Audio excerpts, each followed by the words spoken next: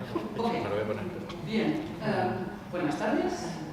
Muchas gracias por estar aquí. Vamos a tener, me parece, una tarde muy interesante sobre cómic. Empezamos con retraso, con lo cual sugiero que nos tengamos al tiempo en la medida de lo posible, sobre todo si queremos dialogar un poco entre nosotros, que siempre es lo más interesante.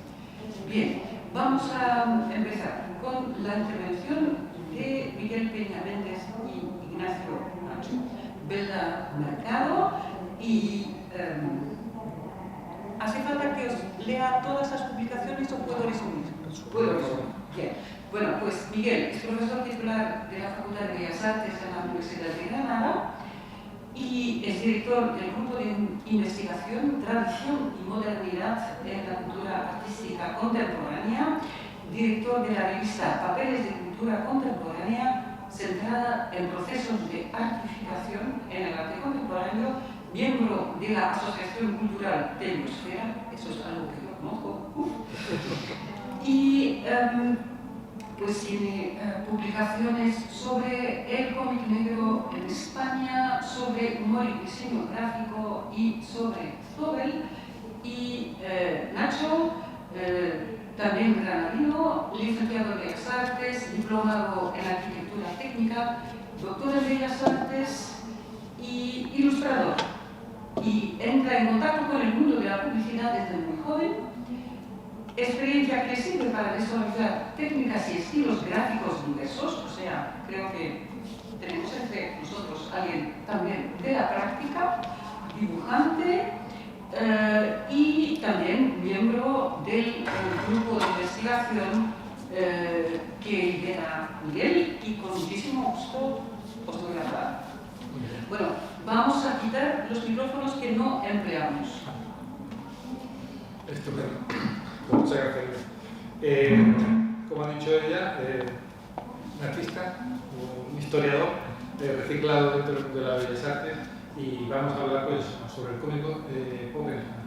Cuando vino la convocatoria de este congreso, la especialmente indicada, es un tema que yo llevo trabajando muchísimo tiempo, es el momento en el cual el cómic pasa a reconsiderarse un arte que se produce en los años 60 y que coincide exactamente con el estallido de todo el movimiento. Entonces, cuando hablamos de pop, estamos hablando desde el punto de vista histórico de una cuestión muy concreta. Se articula desde finales de los años 50 hasta finales de los 70. A partir de ahí ya en el ciclo y se habla de otros términos. De todas maneras, le decía de ahora, esta mañana, en el programa de debería ir un poco engañado, porque el pop para mí, como mi mentalidad de historiador, es algo muy concreto, como hablar del romanticismo, por ejemplo. Entonces no podemos hablar del romanticismo y hablar de coimperial. Las novelas románticas y tal, no tienen nada que ver con el romanticismo del siglo XIX. O si hablamos del barroco, vamos a hablar del barroco actual, pero no estamos hablando del barroco del siglo XVII. Son dos cosas distintas. Bien, entonces, dentro del mundo de la cultura pop hay una serie de fenómenos que socioculturales que se asocian, ¿no? De entrada, en los años 50 en general, sobre todo en Estados Unidos, todo el movimiento de la generación beat, sobre todo literario, pero que también tiene manifestaciones dentro del mundo del cómic. No vamos a entrar ahí, sobre todo es una generación que es muy americana, y nosotros nos vamos a entrar más en Europa. Entonces la contracultura, todo el movimiento hippie, la psicodelia, los yeye, que es un término que también es muy difuso, pero es muy concreto dentro de esos años. Y luego estaría la deriva final, que sería lo que lleva a hacer el underground, que se va a desarrollar sobre todo de los años 70 y en España en concreto en los años 80. Bien, cuando estamos hablando del cómic pop también tenemos que ver que es un término dentro del cual hay una serie de categorías estéticas que se van a incorporar. El cómic hasta ese momento de los años 50 está bastante estandarizado. Es un cómic que se ha ido cada vez más asimilando a lo infantil. De hecho, en Francia, pues, por ejemplo, está toda la ley de 1949 que circunscribe el cómic desde unos parámetros de protección a la infancia. En España va a pasar lo mismo, el TVO como un fenómeno muy infantil. Sin embargo, a partir de esos años, de los años 60, se van a introducir dentro del cómic una serie de categorías estéticas, como es el kitsch, como es el camp, el folk, toda esa recuperación de lo antiguo a través del movimiento, se puede denominar retro. Y luego también una categoría que surge a lo largo del siglo XIX y se va infiltrando dentro del mundo del arte a partir de la de Rousseau, en fin, todos los que son los pintores naif, y que se va a recuperar pues, ¿no? desde ese punto de vista de una creatividad espontánea. Los autores de cómic muchas veces van a tener ese punto naif tan interesante. Entonces, ahí nos encontramos con todo un universo enorme. Aquí vemos algunos ejemplos de eso, ¿no? Que afectan pues, al mundo de la literatura, al mundo de la ciencia, a toda la experiencia psicodélica que protagonizaba Timothy Leary, el mundo del cine, el mundo de la música, el mundo de la moda, la publicidad. Hay muchísimos factores que están englobando ese fenómeno. Esto es una estética de unos años que marcan mucho. En 1959, creo recordar, 1957, se hace una exposición en Londres que es This is Tomorrow, ¿no? Esto es una que fue liderada por Richard. Entonces, hay una serie de características que él da, ¿no? Era un decálogo de qué eran los mandamientos que tenían que ser cultural, transitorio, distintible, de bajo coste, publicado en serie, juvenil, ingenioso, sexy, atractivo, sorprendente y sobre todo negociable. Es un estilo que a nivel... Nosotros vamos a centrarnos mucho, por ejemplo, la ponencia que ha dado Lieve ha sido sobre, desde el punto de vista literario. Nosotros vamos a centrar mucho en el aspecto estético, en el aspecto visual, como el cómic pop tiene una serie de características, pues, que es un estilo muy simplificado, es un estilo que busca unos contrastes de color muy estridentes, buscando los complementarios, buscando efectos cromáticos muy llamativos. Luego también el nivel de dibujo frente al realismo que podría presentar todo el cómic de aventuras, ¿no? De superhéroes, en fin, o la caricatura, son unos reales infantiles basados dentro de una estética más... Perdón, he dicho que bajan el volumen, no va a pasar. Bien, entonces, luego también se va a dar, sobre todo un reciclado de hecho, la frontera esa de los años 60 va a tener el punto de inflexión de la modernidad frente a la posmodernidad. De hecho, los primeros atisbos o las primeras reflexiones que se hacen sobre el fracaso o el declive de la modernidad se dan en estos años. Cuando de alguna manera se ríen los propios artistas de esas utopías que la modernidad estaban planteando.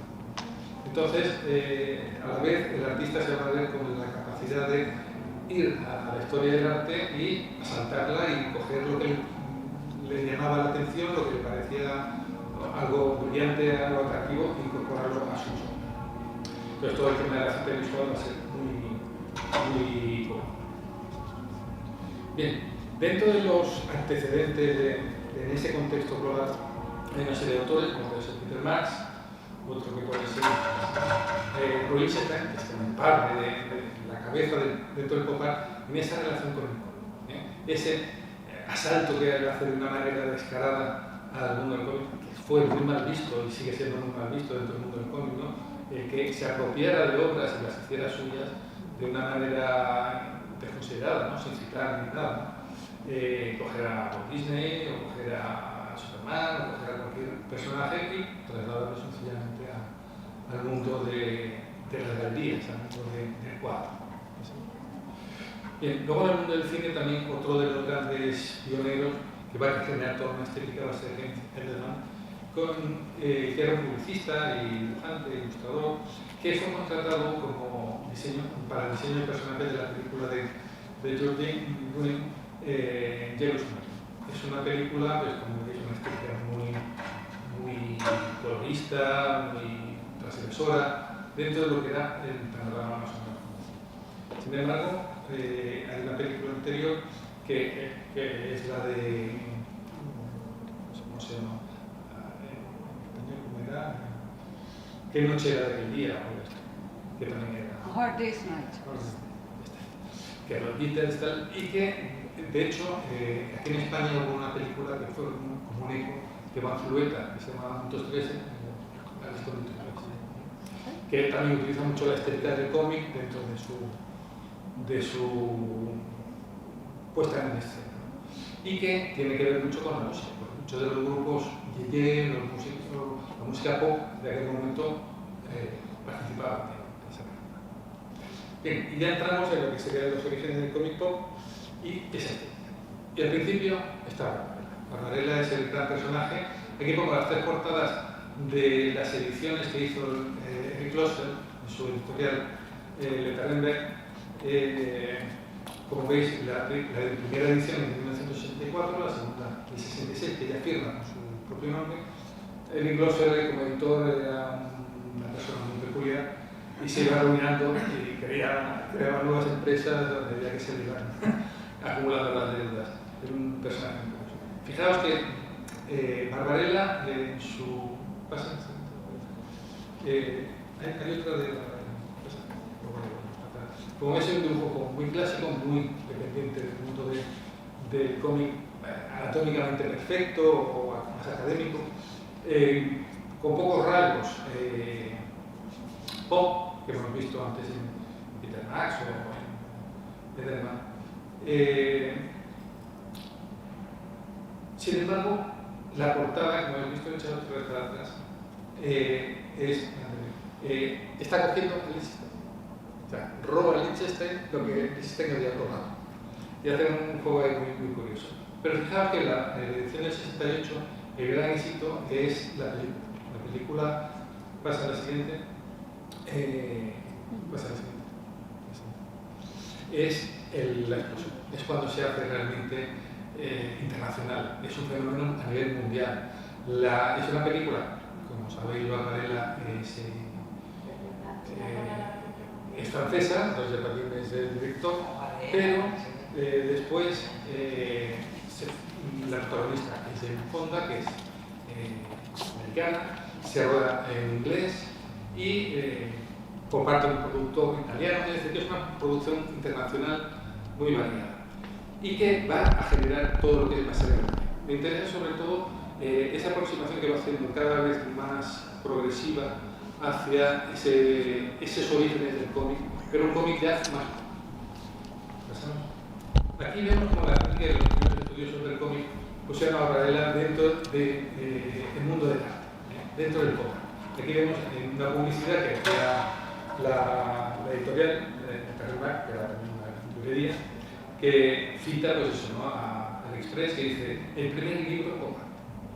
Es decir, ya se consideraba desde esos primeros momentos como una referencia.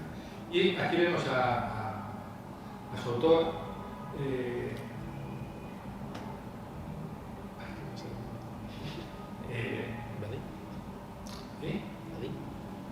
no, Vadim es el director. Vadim es el cineasta, ¿no? Claro, no he hecho atrás. Pero bueno. Que hace una exposición en la que incluye pues, un cuadro de Lichtenstein y su portada y los dibujos de los obreros. Aquí vemos pues, ¿no? que la revista, la primera revista realmente académica o que tuvo un cierto realce más allá del fanzine, le dedicó un número a una entrevista a Roy Lichtenstein, donde se puso en confrontación en Pop-Art con los cómics. Bien. En el cómic francés hay una serie de obras que son canónicas, son las que marcan el estilo del pop a nivel internacional. La primera de ellas, que ella es propiamente pop, va a ser Las aventuras de Jodin, de Guy Pellard, que es descubierto o es acogido por Eric Kloster siguiendo la trayectoria, el éxito que había tenido Barbarella. Entonces, es una visión mucho más adulta. Sin embargo, los dibujos van a ser mucho más infantil, por decirlo así, más coloristas.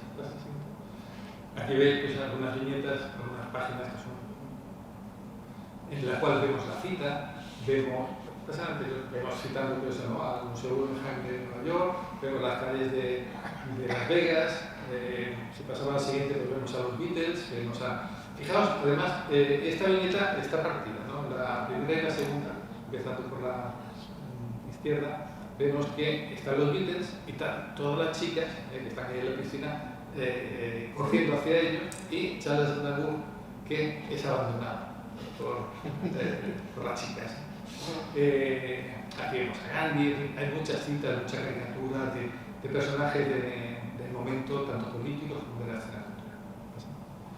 Bien, en el 68 Belair hace otro cómic, que va a ser la consagración del estilo pop, que va en la portada de Roosevelt.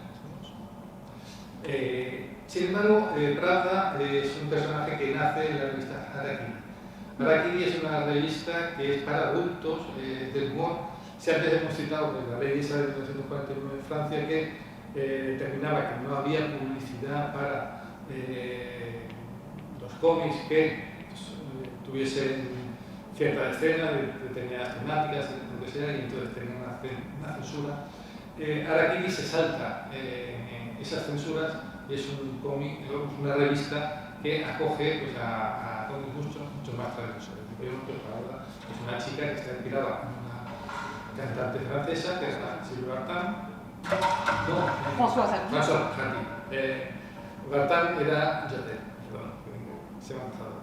Bien, el asunto pues, que es una chica pues, muy liberada, que una moto que es un leopardo pasada así, pues, que es muy activa, son historias pues, muy agradables, son historias que realmente son un placer leer a nivel cromático, a nivel de dinamismo, de página, estéticamente son muy aceptadas y de hecho van a marcar mucho la dinámica del cómic internacional. Después en Harakiri va a seguir publicando pequeñas cositas, una serie de cómics que va a ser pues, The Game, por ejemplo, va a pasar al siguiente, que aquí vemos el experimentalismo que hace con fotocollage, con solarizaciones, a nivel cromático sigue investigando. Aquí vemos eso, ¿no? Otra que se llama Karashi. Son muy poco conocidos. De hecho, la portada esa que hemos visto de que es una publicación que se ha hecho ahora recopilando todas esas pequeñas obritas, esas pequeñas cómics que estaban fuera de esas dos obras canónicas que son de él y Pravda. Bien, Roosevelt va publicado por los dos personajes, que es Scarlet Dream, que también sale de esta revistita que hemos visto antes, V. Es una revista picante, una revista de eso, ¿no? De desnudo, de historietas más o menos subidas. Bien, y luego por otra parte, otra cuestión interesante es Long Sloan. Long Sloan es la incorporación de la ciencia ficción al mundo del pop.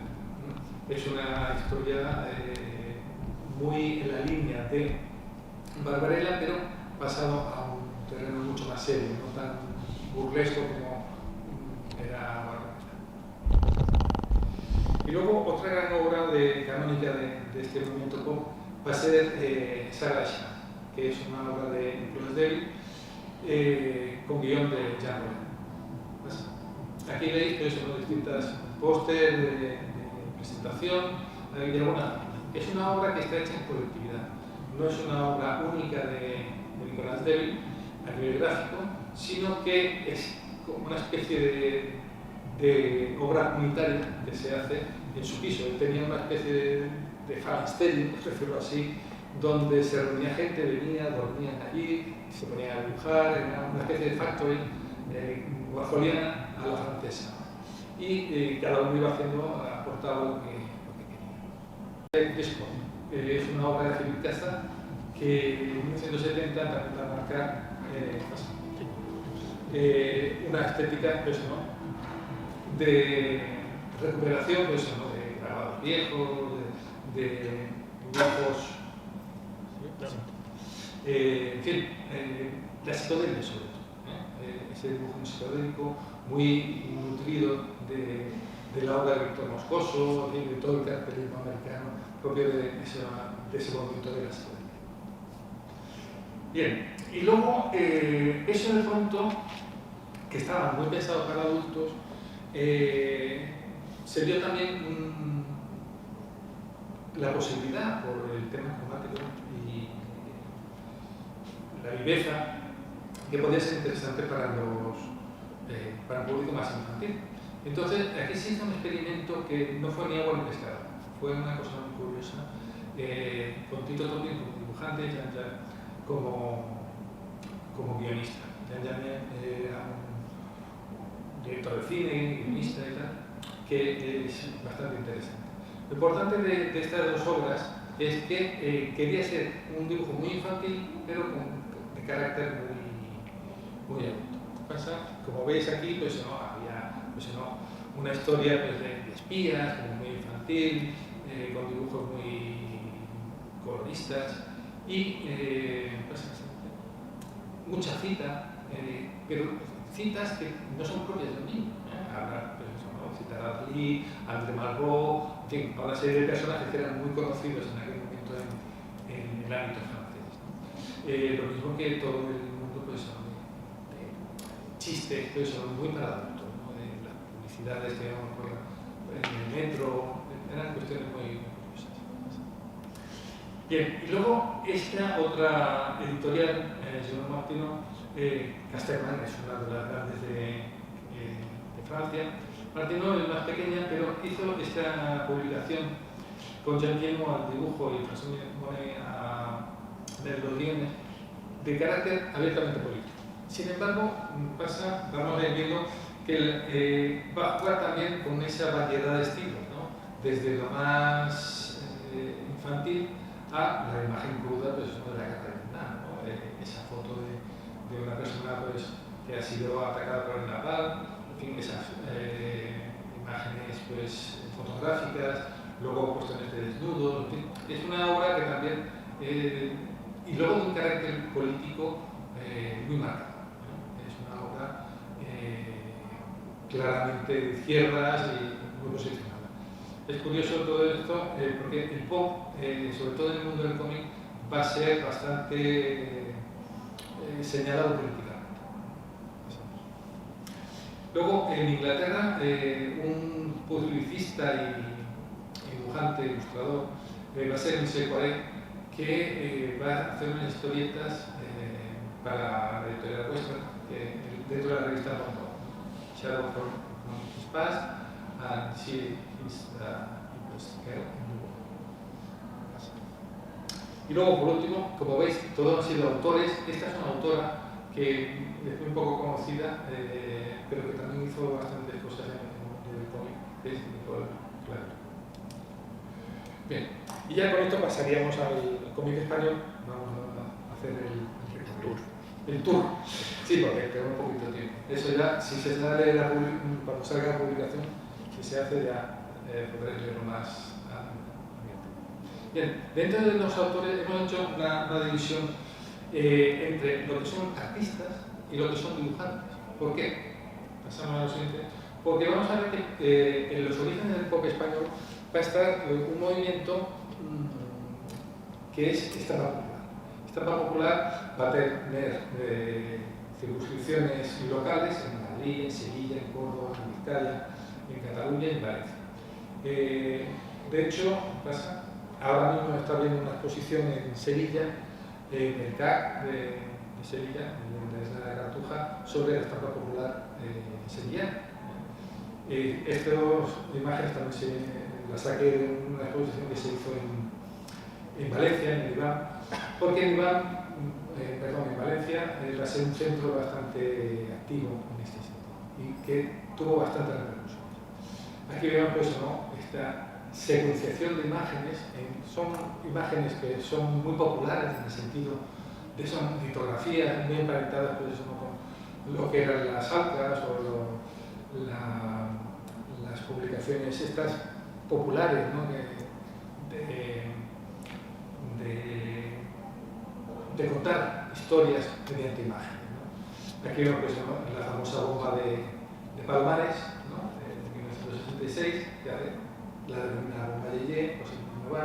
O aquí vemos el cartel del crimen, también otro tema truculento del momento que es ilustrado por Alcázar. Bien, luego también hay una serie de calendarios que también van a tener esa secuenciación. Esto estamos hablando casi de precómic, ¿no? Un calendario cada mes va a tener unas imágenes. En el año 66, pasamos al siguiente, en el año 67, ¿no está? Sí, 67. Ay, perdón, que están los dos juntos. Como veis, son imágenes como secuenciadas, contando una historia.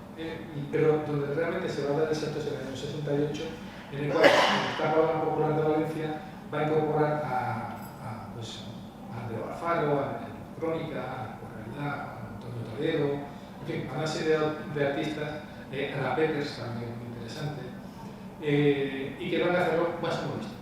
Está cogiendo son como los anuncios publicitarios de prensa, ¿no? Pues, ¿no? Hágase rico usted cultivando champiñones, ¿no? La que tenemos a la izquierda de la marina, ¿no? Pues que es una especie de chiste. Entonces, un poco cómo progresar a lo largo del año.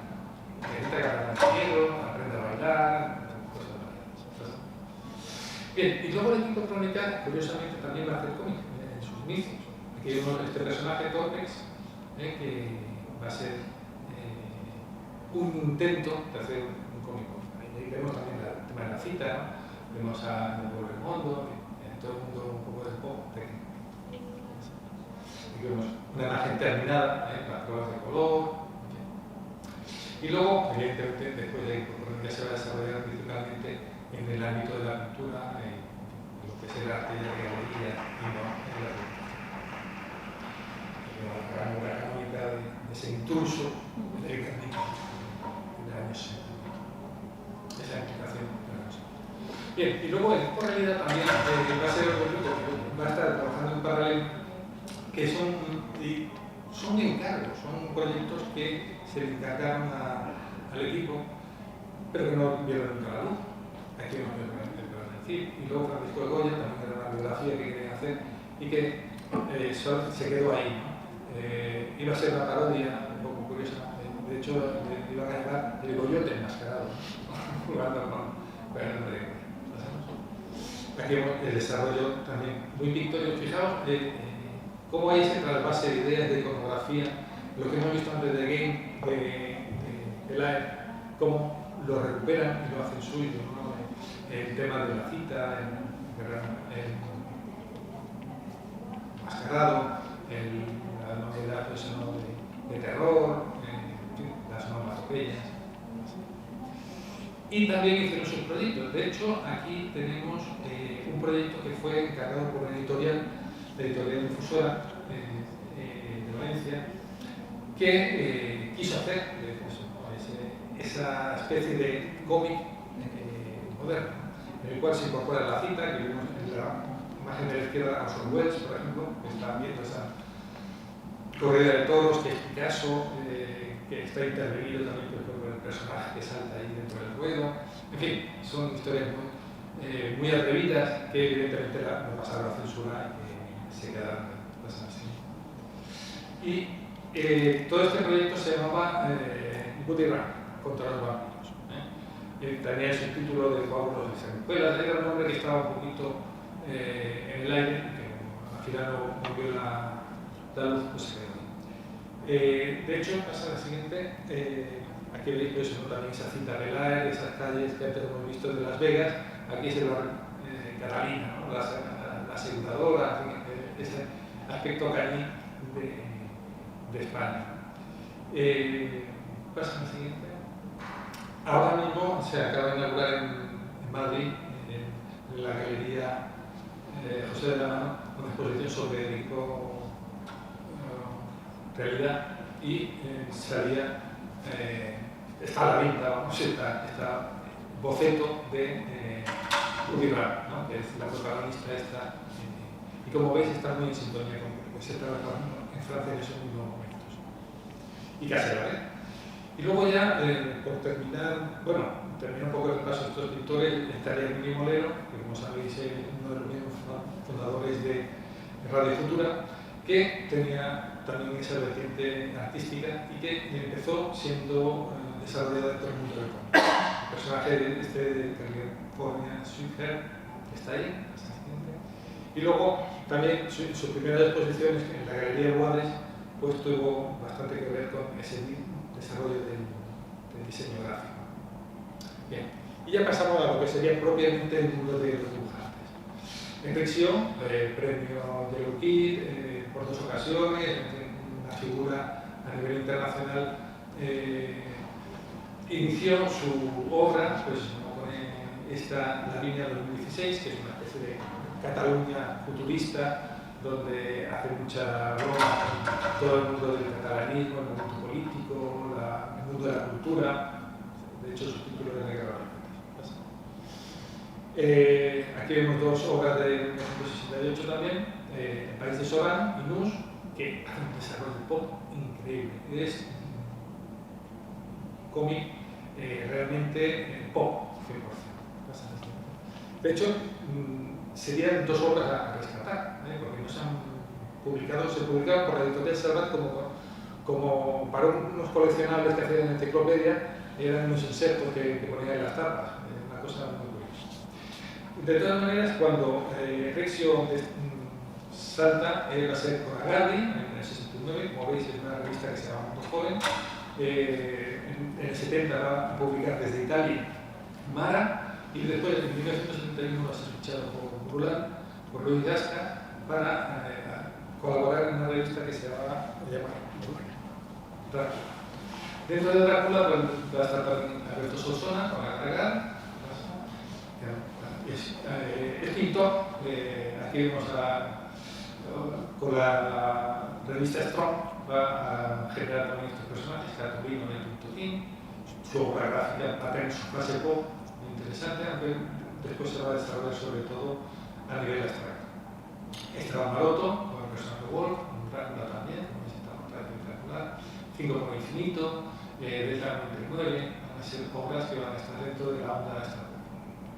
José María Vera también va a coger toda la onda un poco esta retro de recoger el collage de distintas figuras. Luego Miguel Calato, otro gigante dentro del mundo del cómic pop. Peter Petrarque va a ser su obra inicial. Aquí veis algunas viñetas. Entonces, las 12 trabajos de Hércules es una obra increíblemente hermosa, que se ha reeditado hace muy poco. Y luego con la editorial ESCO, que ahora hablaremos un poquito, publicó este volumen de Viva los Cuentos con 3 historietas, La Máscara Roja, El Extraño Planeta y Gallina de los Huevos de Oro. Luego Antonio Hernández Palacios, como sabéis, es otro gigante del mundo del cómic a nivel internacional, que cuando empezó a publicar, él venía del mundo de la publicidad y decidió dedicarse al mundo del cómic y presentó varios proyectos. Uno sería Manos Kelly, otro sería The Thief y McCoy también es otra serie que hizo posteriormente. Pero en las 3 posibilidades que le ofreció a la editorial estaba una tercera, que era Nurieva. Era un personaje muy Jodel, de una heroína millonaria, tal, que se enfrentaba con los malos malísimos, unas cuestiones galácticas muy complejas. Pero que se quedó en estas 2 páginas, ¿no? Son 2 hitos de estas 2 páginas de la historia del cómic español, un poco conocidos porque no tuvieron más recorrido. Bueno, bien, está la editorial ESCO, pasa, con distintos autores que van a crear toda distintos personajes, distintos autores, con toda esa estética.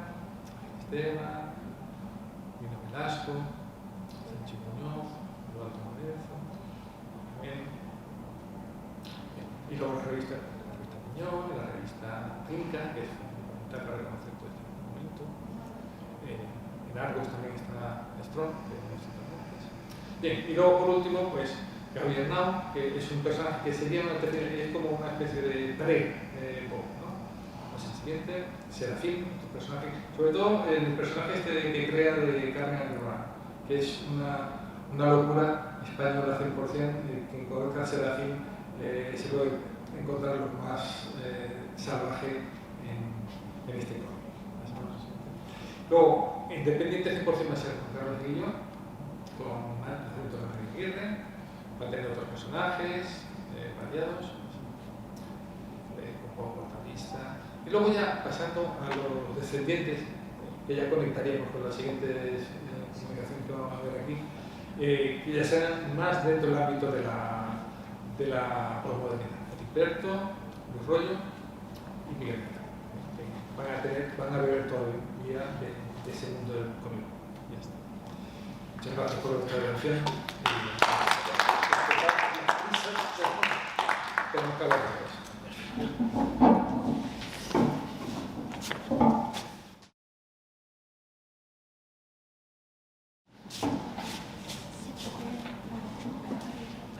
Prosigue sorprendida, me han puesto aquí por lo de la puntualidad germánica y ya me estoy dominando mucho. Perdón a los presentadores, ha sido un recorrido muy interesante y bueno, no les voy a decir los años que yo tenía en el año 1968, pero los recuerdos son míos. Bien, ahora vamos a dar la palabra a Daniel Romero Bendili, que es doctor en lingüística, literatura y traducción por esta universidad, donde también completó el grado de Filología Hispánica y másteres de Gestión del Patrimonio Literario y Lingüístico del Español y de profesorado. Y ha escrito una tesis sobre la novela negra mediterránea, análisis del género y su vertiente contemporánea, y luego ha seguido publicando acerca de este tema y también sobre cómics negros. Y esto es lo que nos va a explicar ahora, porque el tema de su intervención se llama Rabia del Sur, un cómic malagueño de género negro. Te escuchamos. Muchas gracias por la presentación. También he trabajado otros cómics, por ejemplo, de superhéroes en España. Lástima que me toca a la gente con pistolas y se droga en vez de los señores en Maya. Todo esto es para comprobar que la duda. Agradecer para la organización del Congreso Claro Oscuro, también al laboratorio donde también he asistido a algunas de las sesiones donde hemos podido hablar de cómic. Gracias, Guillermo. Gracias. Y bueno, como son sesiones simultáneas, yo espero que esto sea bastante interesante para justificar que hayan decidido venir aquí. Voy a hablar de un cómic malagueño. Este es el índice que voy a seguir. Los nombres prácticamente me los invento, después cobrarán un poquito más de sentido, no mucho. Y bueno, empezando por el tema, aquí tenemos a los autores, que todo esto está en la página web porque esto es un webcomic, se publicó de forma digital. Los autores son Marco Antonio Cañada de dibujo y Francisco Javier Villalba guión. Uno es artista gráfico, fotógrafo y se dedica al mundo del arte. El otro es traductor y redactor. De hecho, de las combinaciones de los dos surge las producciones Cañaví, el sello que publica este cómic. Y bueno, el proyecto surgió en 2009 cuando quisimos hacer un thriller noir ambientado en Málaga, lo cual esto ya genera ciertas cuestiones. Por ejemplo, al querer recontextualizar este género en una ciudad muy concreta, tenemos hasta dónde influye el canon y si de verdad el componente malagueño cambia la fórmula o si volvemos a tener una producción que podemos decir Málaga o podemos decir Manhattan, Nueva York, Chicago, etc. De acuerdo. Para hablar de las implicaciones, lo primero es hablar del canon. Eso sí, aquí por ejemplo he puesto Los crímenes de la calle Morgue, dejado pues porque se considera por muchos la primera novela negra, pero esto está abierto a debate. Bueno, enseñar todo, ya ven las manos de cara. Aquí lo disputamos, vamos a decir que fue el invento, ¿de acuerdo?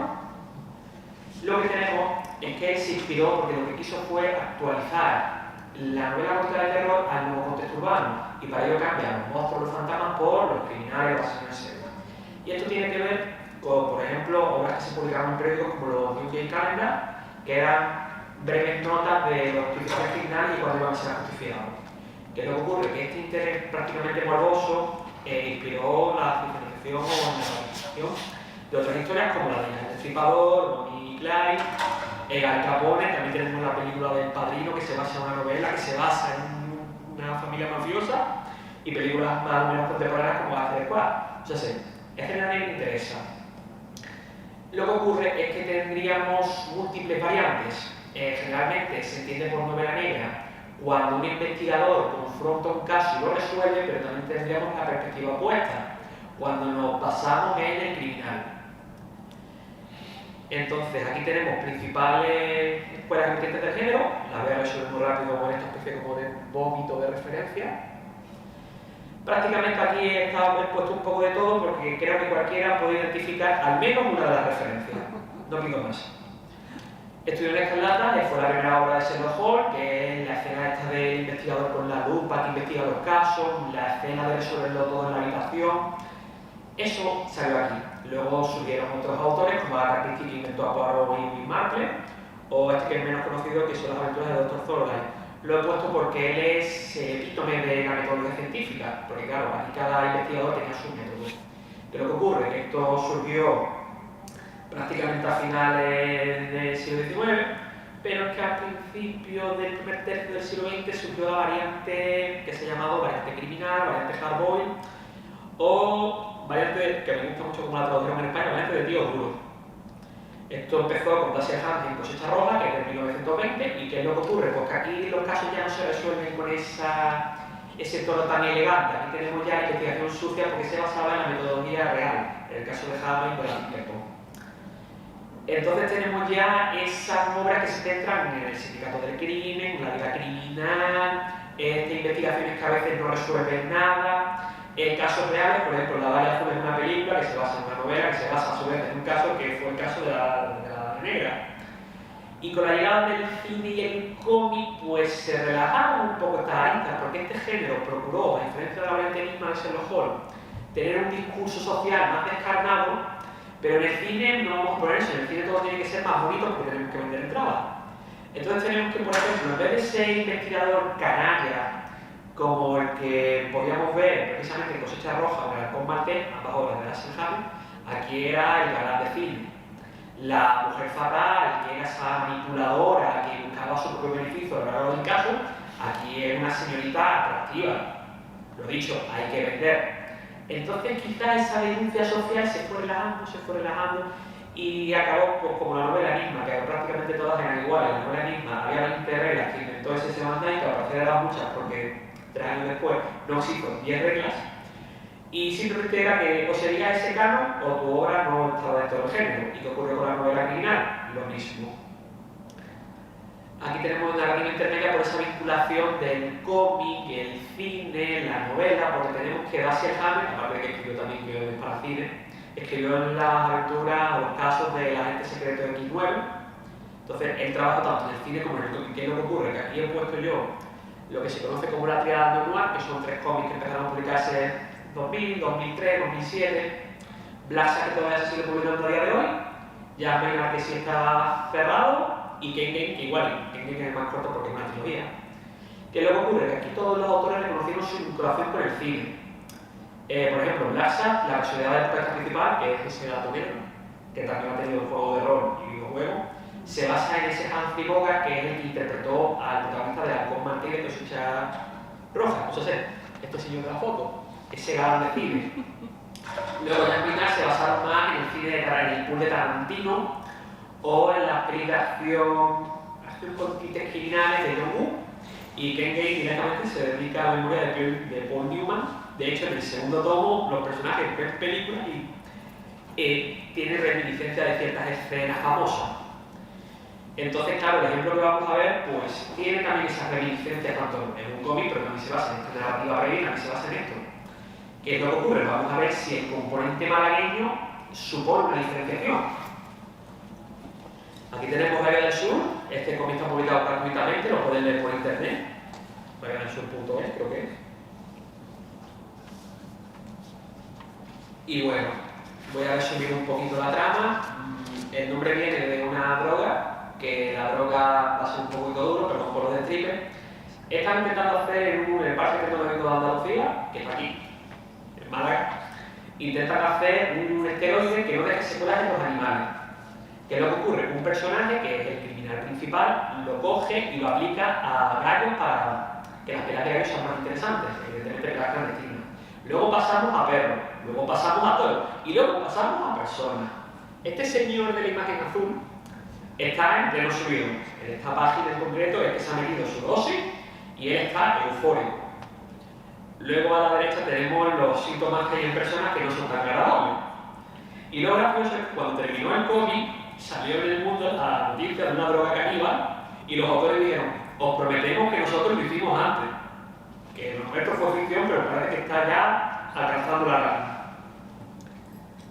Bueno, lo interesante de este cómic, vean cuánto tiempo me queda, vale, muy bien. Lo interesante de este cómic es tanto como se ha dotado de voz e importancia al escenario malagueño, como la reconstrucción de los personajes que podemos ver brevemente. En primer lugar, quiero hablar de Málaga, la importancia que se le ha dado al escenario. Para empezar, tenemos que la acción ocurre en diversos escenarios, en diversos emplazamientos reales de Málaga. De hecho, he puesto fotografías de esto. Por ejemplo, tenemos la Plaza de Toros de la Malagueta. Este escenario es importante porque, para empezar, uno de los personajes, vamos a decir secundarios, es un torero noble, la joven promesa, y entonces podemos ver cómo el empresario responsable de todo este lado criminal lo está apoderando. ¿Qué es lo que ocurre? Que este es un negocio legal. Lo que ocurre es que en esta misma plaza se va a comercializar la principal red de drogas. Es decir, el cómic empieza con un trapicheo que ocurre en las afueras de la Plaza de Toros. Luego también tenemos el puente de los romanos. Este puente es importante porque básicamente fue un regalo del gobierno alemán porque hubo un naufragio y los malagueños socorrieron a los pasajeros alemanes. Entonces, tiene otro nombre, pero todo el mundo lo conoce como el puente de los alemanes. ¿Qué ocurre? Que este ejemplo de solidaridad, de hermandad, es también ahora en lugar de un escenario de un ajuste de cuentas porque tiene una entrada y una salida y aquí los chavales pues se empiezan a pegar el bajazo.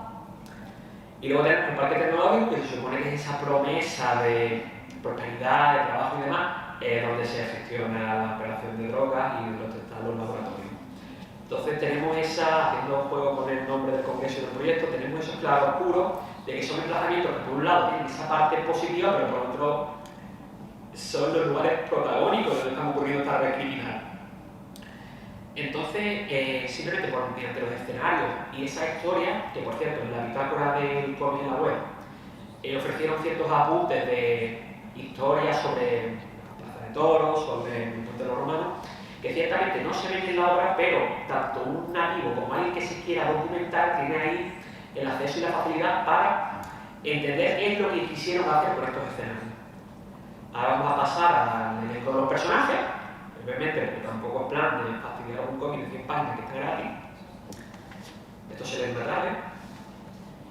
Tenemos al responsable de esta red de tráfico, que es Leonardo, este señor de la frente amplia. Él es la mano derecha, el sicario principal, es el que inicia esta red porque es el que roba el esteroide del parque tecnológico cuando va a visitarlo con su jefe y es el que empieza la red de trapicheo. Luego está Andrés, que es su hermano, que es el torero este que no tiene nada que ver con el crimen. Ahí lo tenemos en la Plaza de Toros, la joven promesa. ¿Qué es lo que ocurre? Digamos que a Andrés le ocurren ciertas cosas en la trama que no voy a revelar. Pero en fin, que su hermano, que es este canalla, le vemos incluso asesinar gente, de hecho a una pareja y con un bidón de gasolina les mete fuego. No he querido ponerlo porque es muy gráfico. Pero aquí tenemos que está el hijo de Andrés y dice que se va a encargar de él porque por temas de familia es el deber. Tenemos que este personaje que es prácticamente, vamos a decirlo pronto y mal, escoria, tiene esa faceta de que por lo menos sí tiene una concepción de honor, un concepto de familia. De hecho, él todo el dinero que va consiguiendo es para pagarle a la madre que lleva una buena casa, que a la madre no le falte de nada, que su familia esté bien. Y lo que ocurre es que después tenemos a Sandra, que es el prototipo de femme fatal. Es una mujer que ha venido de Barbata a Málaga para disfrutar de la vida nocturna, para que tenga esa libertad que un pueblo no tendría. Conoce a Andrés, se gustan, tienen un hijo, se acaban casando, ella sigue siendo igual, sigue frecuentando locales nocturnos. Y bueno, una de las imágenes promocionales es Leonardo enrollándose con Sandra. Se mascara la gente. Pero ¿qué ocurre? Que no es esa mujer fatal del cine, no es esa mujer sofisticada. Aquí tenemos una mujer más vinculada a ese ámbito de las fiestas, del hedonismo, de disfrutar. Y esta deconstrucción de los personajes sigue con dos. Este señor que hemos visto antes inyectándose, este señor es Desiderio, prácticamente es miembro de la Concejalía de Trabajo, y lo que ocurre es que por ciertos favores le concede a Braulio, este empresario que también es el propietario de toda esta red, tanto de negocios legales como ilegales, encargado de gestionar la Arabia del Sur. A cambio de favores, pues le dio una empresa de parque tecnológico, le dio ciertos favores y demás. ¿Y qué es lo que ocurre? Pues que hay una escena donde él va a Bangkok y hace una serie de cosas que, digamos, no se permitirían en el Museo Español. Luego el cómic, por ejemplo, presenta estos periódicos que son noticias que ocurrieron de verdad, y entonces tenemos esta trama que así a hoy sigue ocurriendo, donde se desenmascara un político que está participando en una red ilegal y demás. Pues eso el cómic lo representa, pero tenemos ciertos cambios. Y se está jugando con esa figura del empresario mafioso que ya veíamos en la novela criminal, porque siempre solían ser los responsables, los gobernantes y los empresarios vinculados a la red criminal. Pero aquí tenemos que Braulio ciertamente sí disfruta de esos negocios legales, él invierte en el toreo porque le gusta, le apasiona en una finca con toros y demás, mientras que el otro ciertamente va a lo suyo, y no solamente que es malo por su beneficio, es malo por su placer. Y entonces ya, concluyendo esto y yendo a las ideas finales, una vez cuando se habla de ciudad mediterránea, se habla de Málaga, he puesto fotografías que están en que cómo el propio ayuntamiento se promociona. Podemos ver una panorámica que se ve la plaza de toros, se ve la playa de la Malagueta, que está como se llama la plaza de toros. Tenemos esa luz, ese positivismo, ese venir a disfrutar de nuestras playas, de nuestra gastronomía, de nuestra gente. ¿Qué es lo que ocurre? Pues que también tenemos el problema de que por ser de la Costa del Sol tenemos ese maravilloso problema del tráfico de drogas, como el Arabia del Sur, o como lo que hemos visto también de la captura de periódico que he puesto de la droga caníbal. Aquí tenemos la escena donde Leonardo le parte la cara a un traficante por no darle su dinero. Y luego también tenemos un caso que, por ejemplo, que ha ocurrido con Las Villas, que es un barrio de aquí, un barrio marginal, que a nadie le importaba, hasta que empezaron a hacer graffiti, la gente del barrio para reivindicar su importancia, y entonces se ha convertido en un foco turístico. Ahora sí importa a los políticos, antes no. Entonces ya jugando con el paralelismo del título de la obra, esa Arabia del Sur, es que sí han dotado a estos personajes estereotipados de la novela negra ese factor mediterráneo, esos claroscuros de que no son solamente figuras vacías y escenarios que podemos poner cualquier nombre. Si estamos usando escenarios malagueños, estamos usando expresiones y personajes que un malagueño puede identificar para dar sentido a toda esta rabia del sur, a todo este sentimiento de prácticamente vivir a la integridad. Y tras esto ya concluyo y simplemente agradecerles por su atención.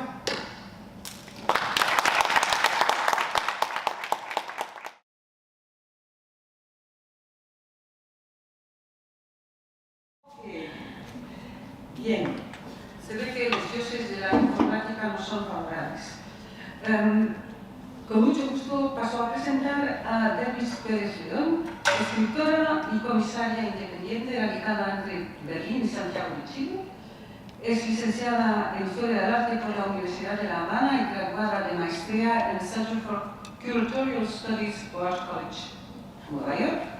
Cuenta con carrera sostenible de trabajos desde los años 90. Ha recibido varios reconocimientos curatoriales y becas de investigación internacionales y actualmente cursa el programa de doctorado en Artes y es candidata a doctora por la Universidad Católica de Chile. Su investigación actual se centra en el estudio del movimiento contracultural durante los años 80 en Santiago de Chile.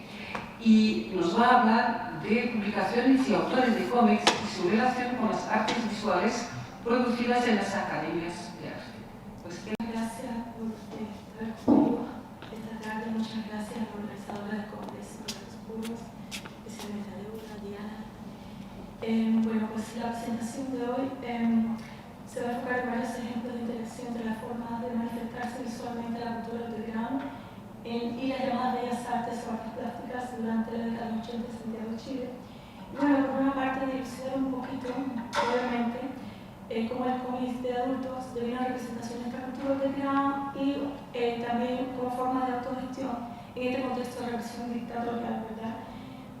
Así también como hablar un poco de Matucana 19 y todas las sinergias que se crearon en su entorno a partir de este espacio plus, revisar muchos aspectos. ¿Qué influencia tuvo estas escenas underground y contraculturales europeas en Matucana 19, especialmente de España? Bueno, pues esto tiene relación un poco con la investigación que estoy haciendo en el programa doctoral tangencialmente Y bueno, primeramente les comento que es un tema bastante complicado de investigar porque hay muy poca sistematización de estos estudios, por una parte. Por otra parte, quizás estas publicaciones, cuando fueron realizadas, como eran totalmente underground, quizás no fueron debidamente recogidas en las bibliotecas. Hay muchos ejemplares que fueron cedidos poco a poco a la memoria chilena que se está recogiendo ahora, ¿verdad?, de los autores o de los que, digamos, que hicieron estos cómics, que eran bastante poco sistemáticos. Y bueno, y que afortunadamente, digamos, relativamente reciente, hay un investigador, el doctor Hugo Hinojosa Lobos, que ha hecho una tesis sobre una de las publicaciones más importantes que se llama Trauco. Y de esto no voy a hablar mucho de Trauco porque voy a presentar un documental, si se quedan, después de las 6:40 más tarde. Bueno, un poco para introducir el tema, pues obviamente es inevitable hablar del contexto político-social en Chile después de 1973 y el golpe, ¿verdad?, de Augusto Pinochet, y cómo se estableció un toque de queda. Estamos en un toque de queda que varía día a día y que va desde la noche hasta la mañana. Y por otra parte, bueno, pues un desmantelamiento total y absoluto de todas las instituciones que formaron la Unidad Popular de Salvador Allende, entre ellas la editorial Zigzag, que devino en editorial Kimantú, con el gobierno de la Unidad Popular, y que con el golpe la desmantelan completamente y llaman Gabriela Mistral, hasta que progresivamente ya desaparece completamente porque no es un negocio. Bueno, pues estamos hablando de una juventud que crece, estamos hablando de los niños que crecen en los años 70, que justamente se cría con Mampato. Es un personaje muy conocido de Ana Lobos, y con el famoso Condorito, que llega hasta el día de hoy, que fue creado por Pepo, que es René Río Botger, en 1949. Entonces son como en las entrevistas que he ido haciendo, como los referentes que se repiten en casi toda esta juventud, que crece en los años 70 y que entra a las universidades en los años 80. Y primeramente les quería dar muchas gracias a la primera presentación porque me van a evitar repetir un montón de referencias y nombres extraordinarios, que estoy muy contenta de la primera presentación de Nacho. Bueno, pues este era plus, obviamente, los conocidos superhéroes de Batman, Superman, obvio, ¿verdad?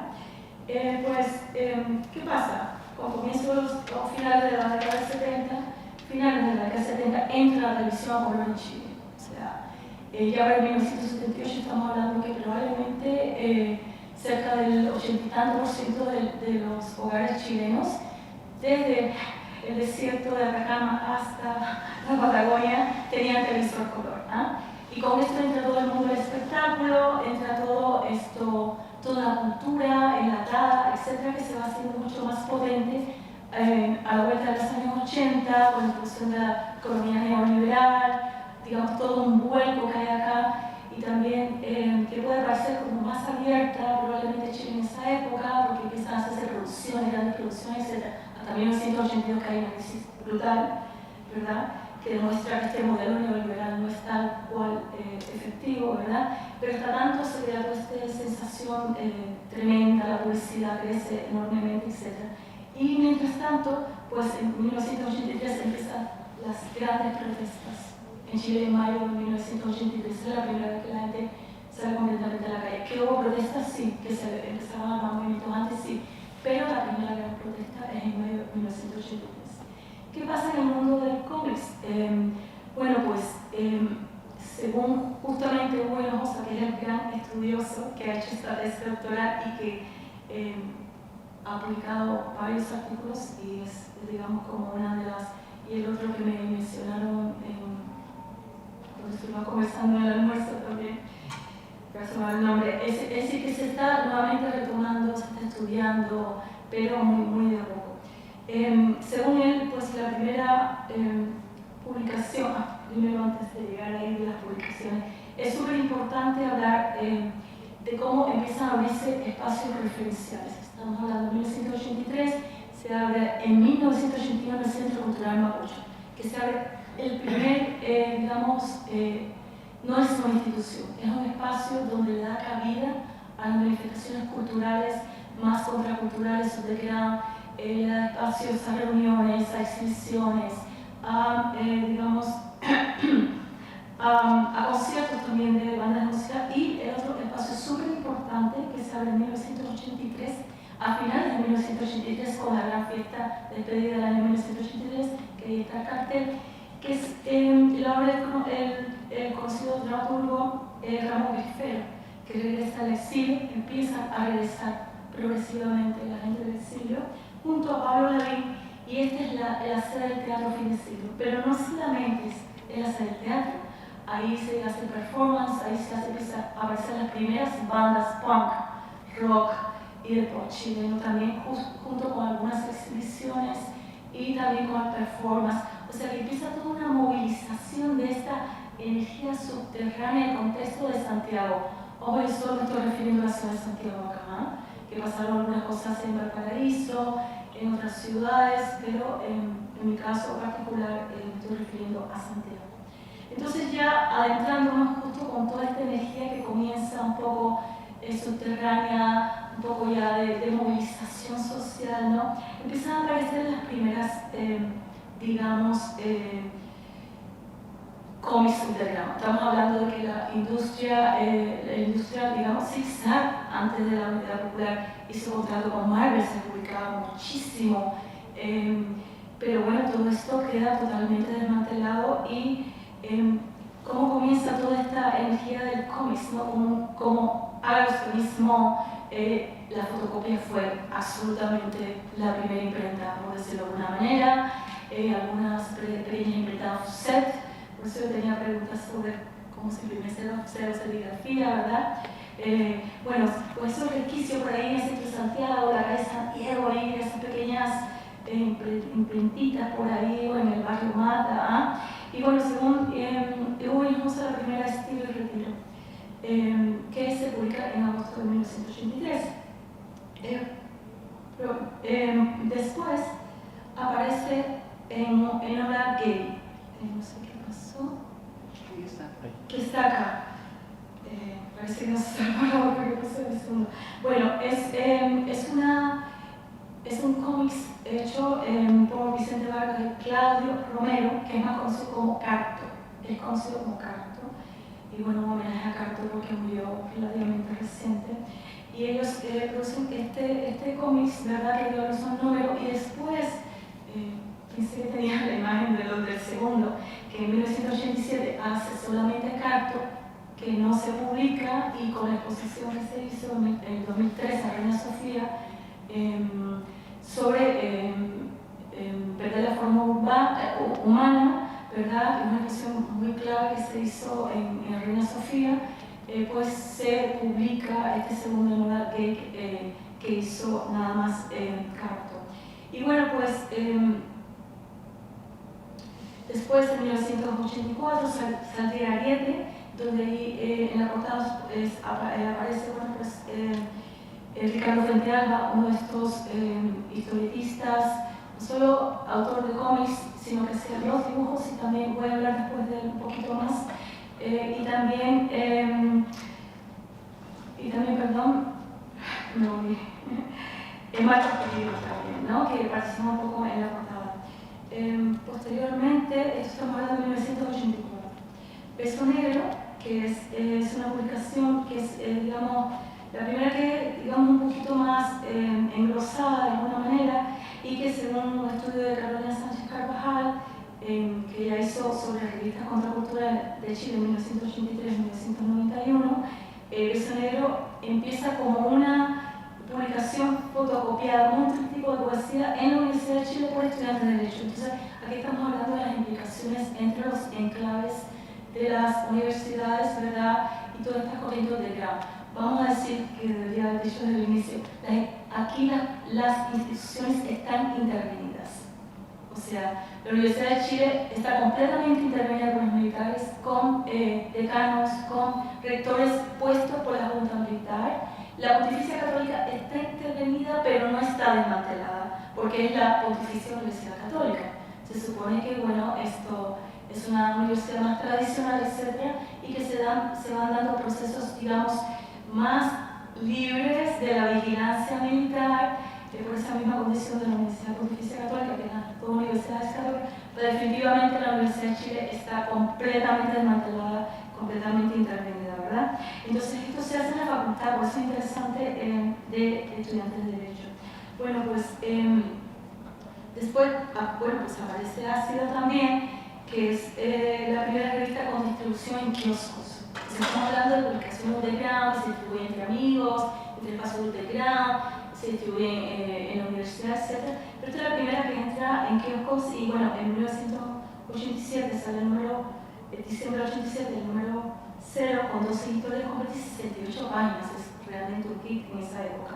Pero que no se publica mucho más de los números en esa época, ¿no? Bueno, a pesar de que otras publicaciones tuvieron una existencia breve, permitió de alguna manera que algunos autores del cómic tuvieran ciertos espacios para empezar a desarrollar, digamos, historietas, encontrar ciertos resquicios. Bueno, pues muy importante, a mediados de década estamos, aquí es donde yo tenía un pequeño videito que tendría que conectarme con internet, pero ahora no sé cómo vamos a hacer. Empieza, como le dije, hay algo exiliado en España, no solo, bueno, de Bélgica, de Francia, pero de España específicamente me interesa. ¿Por qué? Porque tiene una relación con el espacio Matucana 19. Estamos hablando de que con el regreso de estos exiliados, esta gente trae otra información, otra formación cultural. Estamos hablando que entran casetes, entra música, entran modas, entran, digamos, otras formas culturales que de alguna manera en ese Chile cerrado comienzan como a vivir también ciertas brechas con estas nuevas experiencias culturales. Y específicamente en Matucana, que era un video que tenía acá que me habría gustado ponerlo, que es un videito de 3 minutos nada más, si alguien me pudiese ayudar. Está relacionado con los hermanos Jordi y Rosa Lloret. Bueno, ambos hermanos, ellos, Jordi Lloret en 1974, tienen que exiliarse porque es apresado e interrogado. Ya se imaginan lo que debería ser apresado e interrogado en Chile en 1974. Pues se tiene que salir y llega, bueno, a Cataluña. Ellos son de padres catalanes, ¿verdad? De exiliados republicanos en Chile. Y el exilio de los hijos de los exiliados republicanos catalanes pueden exiliarse a Cataluña, ¿no? Es interesante estas digamos, idas y venidas. Pues él se vincula completamente con toda la movida en Barcelona, no solo con los exiliados, sino también participa en acciones en Rambla, en el teatro. Bueno, en muchos movimientos, además, obviamente, conoce toda esta movida en Barcelona, en Madrid y todo, ¿verdad? Y Jordi empieza a regresar como a principios de los 80 un poco para ver si puede llegar, pero se regresa. Y total, que en 1985 deciden regresar con su hermana y digamos, la familia les pasa un galpón de autos en el centro de Santiago, en la calle Matucana, un galpón de 1.300 metros cuadrados. Estamos hablando de un galpón cerca del centro, ¿verdad? Y que está lleno de boliches y de cosas, y ellos llegan, limpian el galpón y, bueno, pues empiezan poniendo 9 tableros de mesas de ping-pong, ¿verdad? Pintan el garaje y ponen casetes con música que nadie escucha. Empieza a llegar la gente del barrio, empiezan a llegar, que se ve el amigo, oye, tienes una sala, podemos ensayar acá. Bueno, para hacerlo corto, este se convirtió en un lugar absolutamente paradigmático, eje de la contracultura totalmente underground de la época, ¿verdad? Estamos hablando ahí de que las bandas más conocidas de Electrodoméstico, estuvimos hablando con todas las bandas conocidas, los Ticalajo, Incest, Empleo, Pinochet Boys, o sea, miles de bandas que se armaban y se desarmaban en una semana, en un año. Unos venían de una banda y se iban al otro. Bueno, pues todo esto, las obras experimentales de Vicente Ruiz, se hicieron varias acá, ¿verdad? Y bueno, pues dio nacimiento del Teatro del Silencio. La televisión española un día les llamaría y les decía, hey, vamos para allá, queremos filmar un concierto de ustedes y, vale, ¿qué hacemos? electrodomésticos, venga, el concierto vamos ustedes, la televisión española, a ese nivel. Y además, pues nada, Christopher Reeve en 1987 llega allí, estamos hablando de Superman, llega para hacer una declaración para apoyar a los 77 actores que han sido amenazados de muerte en esa época. Bueno, en eso se convirtió este galpón que ya se había Bienal de Underground, la convocatoria de 3.000 mujeres por 3 días. Bueno, imagínense, y por supuesto mucha fiesta, mucha tocada de toque a toque. Cuando yo hablo de toque a toque es que llegaste a las 11 de la noche ahí y no sales a la calle hasta la mañana, porque si sales, sabes lo que te puede esperar. Entonces, en esto se convierte Matucana 19. Pues de esa manera este espacio no solo le dio cabida, digamos, a varias tendencias, desde la música, toda esta movida, sino que también permitiría una serie de sinergia y tráfico entre la gente del barrio, también de digamos, de la cultura más underground, pero también de la élite que empezaba, estamos hablando de los cuicos o los pijos, como dicen acá, que se bajaban de los barrios altos, se iban a quedar ahí por la noche. O sea, era un lugar totalmente horizontal. Bueno, pues ahí la contingencia psicodélica, que eran estudiantes de la Universidad de Chile, hacían los murales grandísimos de 9 metros, 3 metros, para, digamos, como background de las tocatas. Y específicamente, por ejemplo, hubo Cárdenas, que es uno de estos integrantes de la contingencia psicodélica, hace su tesis de grado de pintura como una especie de tira cómica. Entonces, ahí es donde estoy hablando de estas interferencias, ¿verdad?, que se producen entre, digamos, entre estos jóvenes formados en las universidades y todo este mundo underground, pero yo lo veo como una forma contestataria ante esas intervenciones en la universidad, ante esa imposición de, digamos, de toda una vuelta a un academicismo que no tenía sentido en un contexto como ese, y también porque estos chicos circulaban entre estos espacios underground como Matucana 19 o el Trole, ¿verdad?, y otras pequeñas peñas que se empezaron a abrir, cafés por aquí y por allá, ¿verdad?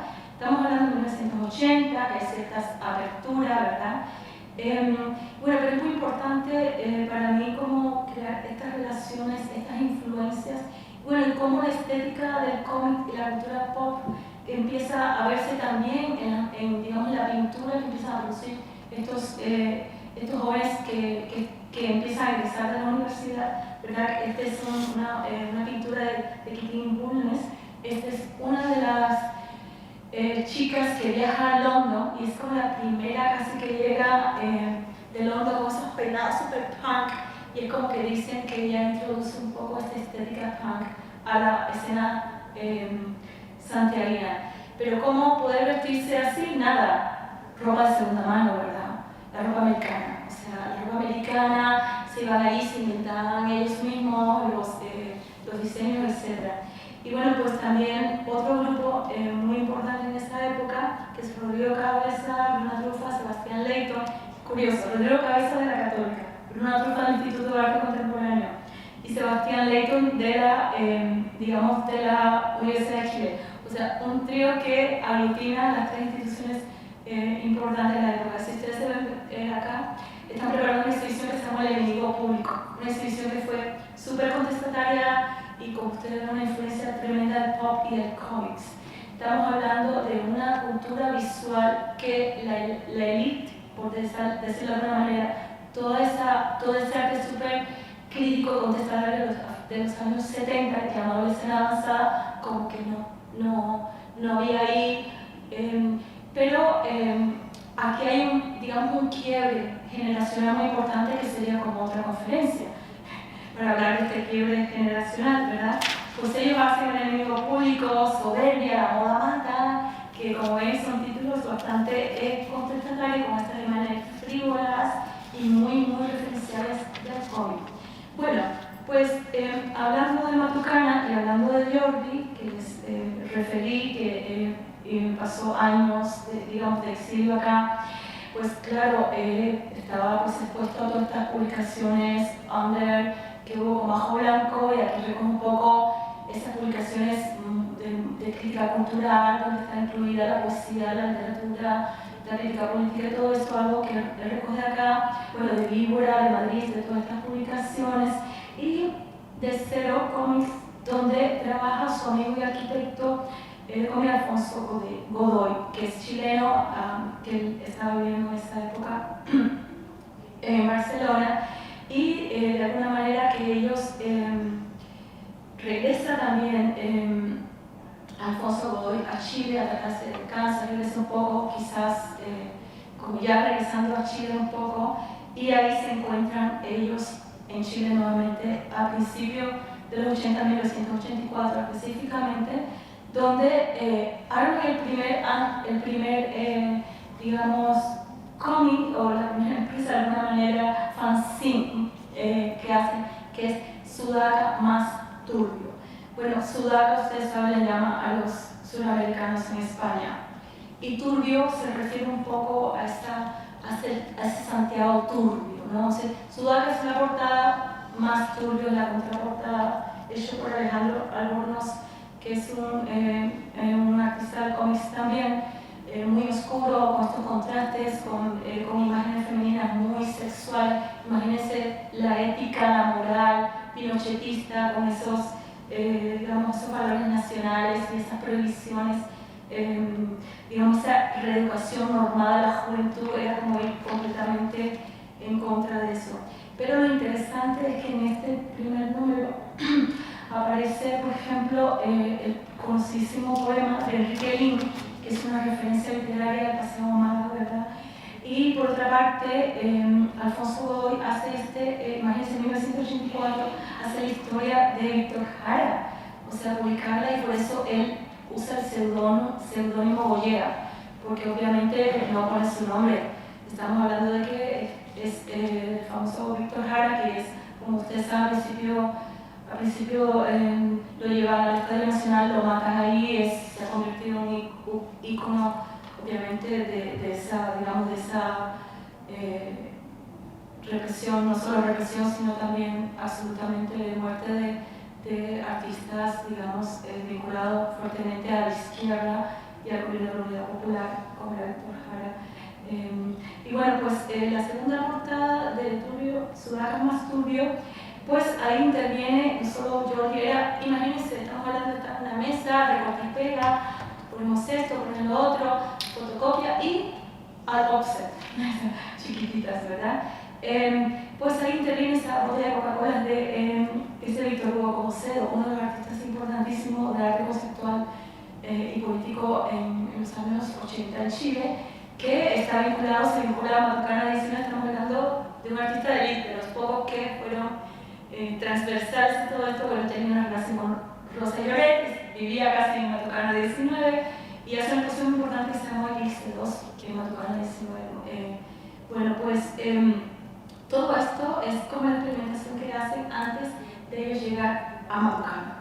Finalmente, la revista Matucana, que Jordi, obvio, está en el espacio Matucana, que abre en 1986 en Japón, y obviamente tiene que aparecer una revista donde se recoge esta experiencia, ¿verdad? Donde está la poesía, donde está la literatura, donde está la fotografía, donde está el teatro, la ciencia del teatro, de la música, la gráfica, y obviamente el cómic, ¿verdad? Y esto permite también que aquí comiencen de una manera mucho más sistemática.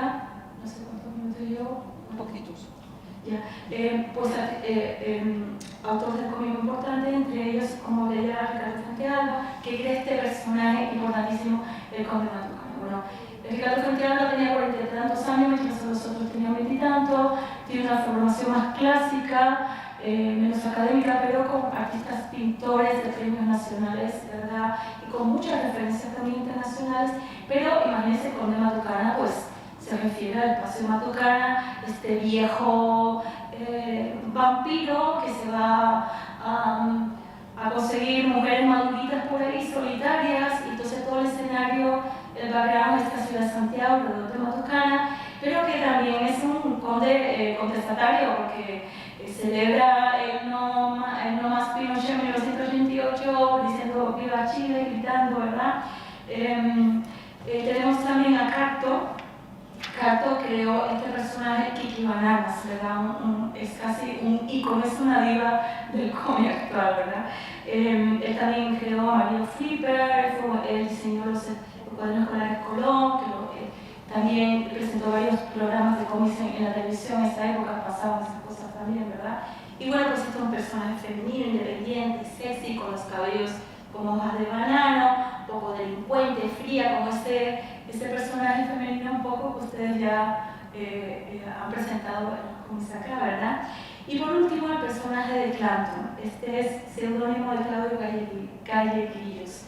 Es outsider totalmente, es totalmente peculiar, totalmente salido de todos los cánones de un dibujante extraordinario de la Escuela de la Universidad de Chile, que comenzó en 1986, en el 88 abandona la universidad, ¿verdad? Y se dedica solo a este mundo alucinante de historias, con este dibujo exquisito, con esta grafernaleta.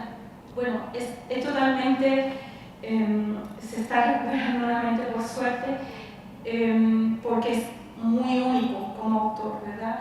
Y de hecho, Antonio Arroyo, uno de los creadores de Trauco, ¿verdad? Español, que después vamos a hablar, para que va a traer el documental más tarde, le edita, el primer libro que edita Historias de Planetas, Cerebros y Átomos, con la editorial Trauco Fantasía, que él crea para promover a los artistas historietistas y autores de cómics en España y también de manera internacional, y este es el primer libro que hace, es de Clanton, ¿verdad?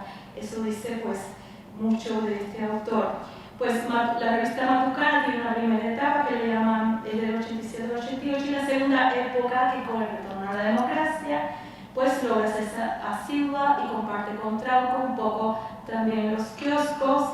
Y bueno, pues esta Trauco, ya para terminar, es una empresa editorial que empieza con mucho entusiasmo en 1988, Antonio Arroyo, los españoles Antonio Arroyo, Pedro Bueno, Argentina y Inés Pabú, que se establecen en Santiago, y también Emilio Ruiz estuvo involucrado, que todos los cómics que he hablado, perdón, debe de decir, eran cómics para adultos.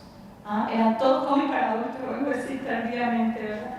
Y bueno, pues Trauco sale paralelo al plebiscito, prácticamente, no más. Y tiene existencia, publica 36 números, tiene existencia hasta 1991.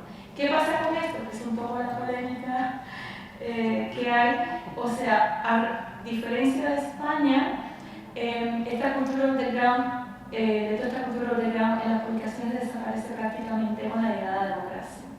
O sea, toda esta cultura underground desaparece con la democracia. No es usada, no es realmente promovida, usada digamos, con la vuelta de la democracia. Todas estas publicaciones, todas estas oficinas absolutamente desaparecen a la vuelta.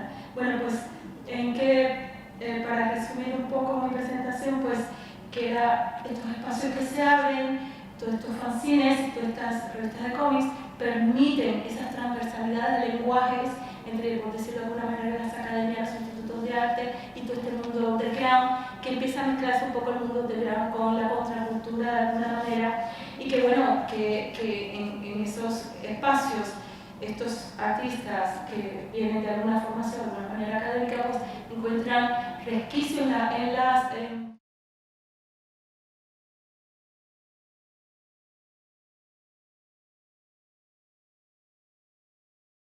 Diana Castilleja, que no solo es excelente compañera y amiga, sino también doctora en estudios hispánicos de la Sorbonne. Estudió la maestría en letras en la Universidad Iberoamericana y la licenciatura de comunicación en el Tecnológico de Monterrey, México. Ha sido profesora invitada en varias universidades en Bélgica, Francia, Países Bajos y España, y actualmente es profesora en la Universidad de Bruselas, la VIB, y la UCL Louvain-Saint-Christelle. Es miembro fundador y presidenta de la Asociación de Hispanistas del Benelux y mantiene la página web y nos manda cada mes una lista de los anuncios de lo que hay que hacer, bueno, todo lo que se ofrece en el mundo hispanístico de nuestro entorno. Actualmente codirige dos proyectos: Crossing Borders Between Spanish and Other Languages, entre la VIB y la Universidad de Gante, y redes y rutas entre la Universidad de Utrecht, la Universidad de Bruselas y la Universidad de Oviedo sobre exilio en mujeres españolas y latinoamericanas. Y es miembro de la acción Cost Icon Mix sobre el cómic iberoamericano.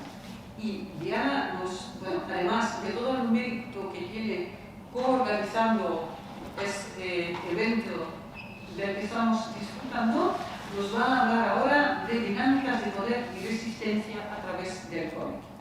Diana, muchísimas gracias por la presentación. Vamos a empezar. Empezó la presentación, empezó por su cuenta, me parece. Okay. El 1 de enero de 1994 quedó marcado en la historia de México por dos profundos acontecimientos. Mientras que por una parte se celebraba la entrada al Tratado de Libre Comercio de América del Norte, por otra, en el sur del país, y aquí tenemos una imagen de México y resalté Chiapas, el estado de Chiapas, solo para que tengan una idea, México tiene una superficie de casi 2 millones de kilómetros cuadrados. ¿Okay?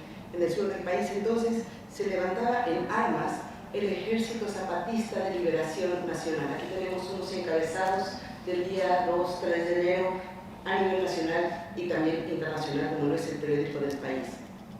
Esta era una organización político-militar conformada principalmente por indígenas de Chiapas para denunciar injusticias, miserias de las que eran objeto. Y característico de esta rebelión no fue también el manejo de la información. Aquí hay gente joven, pero en México hace 3 décadas por primera vez se utilizó la naciente red virtual Internet, que prácticamente fue la que dio a conocer el conflicto armado en Chiapas. Además, aunamos a esto las especulaciones en torno a la identidad de su líder, a quien vemos aquí en el centro, el subcomandante Marcos, porque llevaba una especie de pasamontaña con la cual cubría su rostro, pero tenía como característica portar una pipa. Todo esto, entre otros factores humanitarios, políticos, sociales, económicos, evidentemente hicieron que el foco a nivel internacional se filtrara hacia México. Y este interés por el Ejército Nacional el Zapatista es también renovado constantemente en las producciones culturales, y el día de hoy voy a hablar yo del primer número de la tetralogía Los viajes de Juan Sin Tierra, de Javier de Isusi, que es nacido en Bilbao. En este cómic se van a narrar las peripecias de un español de nombre Vasco, con mayúsculas es el nombre propio, que va a viajar a la selva lacandona, esta es la selva chiapaneca, que es el corazón del movimiento zapatista. Él va en busca de su amigo Juan, un gringo, un norteamericano. No va buscando el movimiento, va en busca de su amigo. Pero realmente, a pesar de que el protagonista aparentemente es vasco, nos vamos a dar cuenta de que el protagonista es realmente la pipa característica de Marcos. Para demostrar esto voy a introducir de manera muy general algunos apuntes y notas sobre lo que es el cómic para literatura.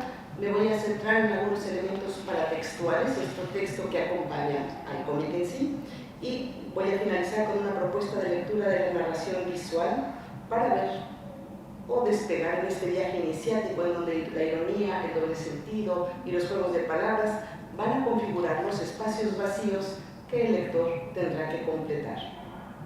En los años 70, de manera muy provocadora, Oscar Mazota equiparaba el cómic con la literatura y decía: la historieta es literatura dibujada. Más adelante, Jarque decía: es literatura icónica. Otros más empezaron a añadir ciertos elementos como Aguirre y Bisbal, lenguaje icónico, literario y fonético. Y Eisner, por supuesto empezamos con los grandes gurús del cómic. Eisner destaca precisamente que la amalgama entre estos elementos, así como la necesidad de leerlos en conjunto, justifica considerar al cómic como un arte secuencial, en donde se va a destacar el acto de tramar un tejido. Algunos han buscado los posibles orígenes del cómic, y MacLeod, otro gran teórico, cuya tesis doctoral, me parece que tesis doctoral también está escrita sobre el cómic como un cómic, digamos, hacer la teoría in situ, plantea, por ejemplo, que los posibles orígenes del cómic se encuentran ya en los códices precolombinos. Posteriormente, Roberto Bartual indica que también ya desde la Baja Edad Media y el Renacimiento, todas estas escenas que referían a la vida de santos, escenas populares, pasajes bíblicos, mediante secuencias de viñetas, eran posiblemente también quizá un primer intento por traducir el tiempo en imágenes. El cómic del que vamos a hablar hoy, La pipa de Marcos, es un cómic de 136 páginas y abre y cierra con una combinación de elementos paratextuales. Son todos estos elementos que rodean al texto como dedicatoria, epígrafe, bibliografía, etc. Al inicio encontramos dos epígrafes y aquí me llama la atención un poco esta relación azarosa, pero la que habla de las coincidencias, ¿no? Tú mencionabas a Víctor Jara y yo voy a hablar también brevemente de él. Encontramos dos epígrafes. El primero de ellos lo constituyen 4 versos que se toman del corrido de Juan Sin Tierra, del periodista y escritor mexicano Jorge Saldaña.